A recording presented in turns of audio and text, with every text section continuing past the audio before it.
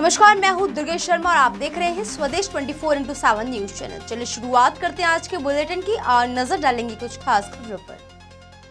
चले रुख कर लेते हैं बालोद की खबर की ओर, जहां नगर में नारी शक्ति वंदन अधिनियम के तहत महिलाओं ने उत्साह पूर्वक पदयात्रा और रैली में भाग लिया। इस दौरान जिले भर की सैकड़ों महिलाएं एकजुट होकर कार्यक्रम में शामिल हुई। आपको बता दें कि नारी शक्ति वंदन पदयात्रा के दौरान महिलाओं ने जमकर उत्साह दिखाया। बड़ी संख्या में महिलाएं शामिल हुई और प्रदेश व जिला अध्यक्ष का जोरदार स्वागत किया। पदयात्रा सरदार वल्लभ भाई पटेल मैदान से प्रारंभ होकर घड़ी चौक और जल स्तंभ चौक होते हुए सभा स्थल तक पहुंची। वहीं इस दौरान महिलाएं नारे लगाते हुए आगे बढ़ी और देशभक्ति गीतों पर जमकर थिरकने लगी।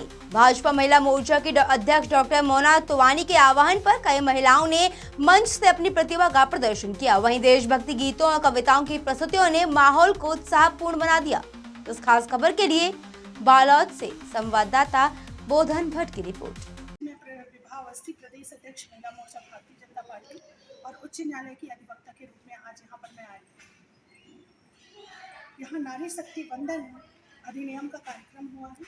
हमने यहाँ पर बड़ी संख्या में पदयात्रा निकाली है। हमारी यहाँ पर बहनें रही हैं, हमारी महामंत्री रही हैं शीतल नायक जी, हमारी नगर पालिका की अध्यक्ष रही हैं प्रतिभा चौधरी जी, और इस कार्यक्रम की नेतृत्व करते व्यक्ति के रूप में रही है मोना औकानी जी। मेरे साथ लगातार निरंतर चल रही है मेरी बहनें सितलता नेगी जी, तिलेश्वरी जी, प्रतिज्ञा गुप्ता जी, श्वेता जी, यहाँ की जो है एक बड़ी संख्या में आज यहाँ पर पदयात्रा का कार्यक्रम हुआ। बहुत ही भव्य रूप में छोटी छोटी स्तर की बहनें भी यहाँ पर मौजूद थी। बहुत अच्छा लगा क्योंकि आदरणीय प्रधानमंत्री श्री नरेंद्र मोदी जी के नेतृत्व में नारी शक्ति वंदन का जो प्रस्ताव आने वाला है 16, 17, 18, 19 को जो सदन बैठने वाली है, उस सदन में यह प्रस्ताव पारित हो। इसमें आधी आबादी कैसे अपने विचार को वहां तक लेकर जाए, कैसे आदरणीय प्रधानमंत्री जी को समर्थन दे, इस विषय पर यहाँ पर पद यात्रा, स्कूटी रैली और नारी शक्ति वंदन अधिनियम के लिए महिला सम्मेलन किए जा रहे हैं। पूरे 36 जिलों में एक साथ हमारे हो रहे हैं। उसी तारतम्य में आज मुझे बालोद जिले में आने का शुभ अवसर प्राप्त हुआ।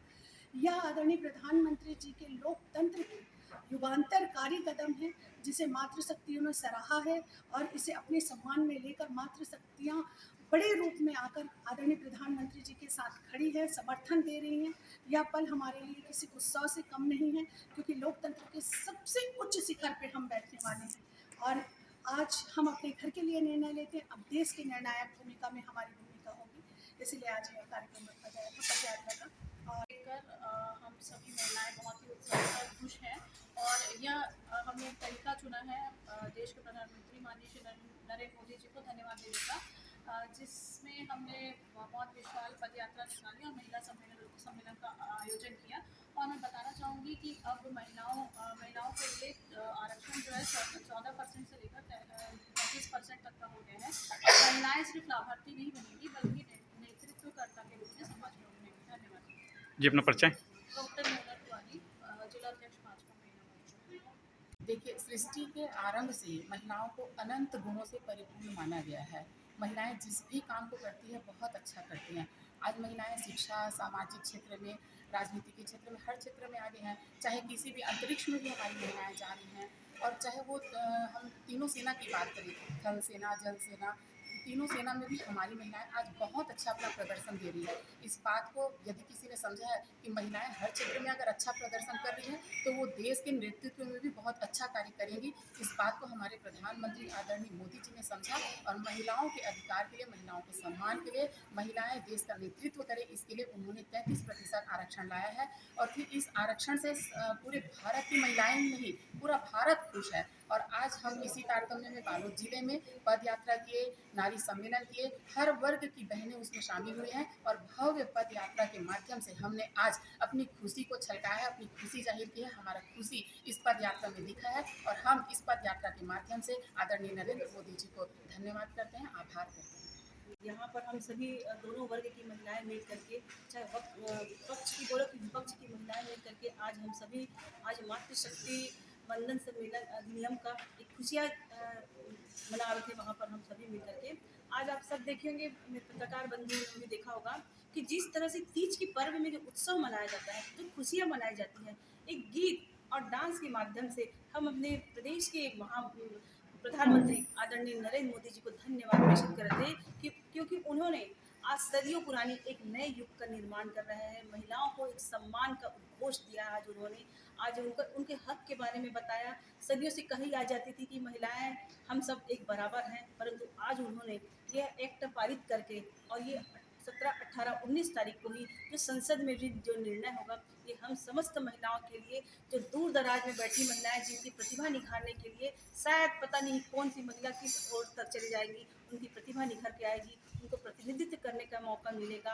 आज जो महिलाएं जिस तरह से अपने घर को चला रही हैं, उनकी संवेदनशील लेकर के, उनकी वात्सल्य और करुणा भरी, क्योंकि महिलाएं में ये सारे गुण होते हैं। ये महिलाएं जब अपने सारे गुण लेकर के उस संसद तक जाएंगी और उस विधानसभा तक जाएंगी तो निश्चित तौर से हमारे देश का विकास बहुत अच्छी मेरी है। वैसे तो मैं प्रोफेशनल इंजीनियर हूँ और मैंने वर्किंग प्रोफेशनल रही हूँ, 15 साल जॉब किया है। पर ये जो नारी शक्ति वंदन अधिनियम 2023 आया है, इससे हम समस्त मातृशक्तियों में एक उत्साह का माहौल है और निरंतर जो आप जैसे देखेंगे विगत 3 दशकों से चर्चा पे रहा है हमेशा पे, लेकिन उस पर कोई निर्णय नहीं आ पाया समय रहते, हमेशा वो लैप्स हो गया वो टाइम की ड्यूरेशन में। लेकिन मैं आपके माध्यम से अभी हमारे वर्तमान जितनी भी लोकसभा में आदरणीय सांसदगण हैं और हमारे मुखिया आदरणीय नरेंद्र मोदी जी को हृदय से आभार देते कि उन्होंने महिलाओं के बारे में सोचा है, उनके सशक्तिकरण के बारे में सोचा है और आने वाले समय में उन्होंने ये सुनिश्चित करने का प्रयास कर रहे हैं कि हमारी मातृशक्तियाँ भी देश के विकास में अग्रणी रहें।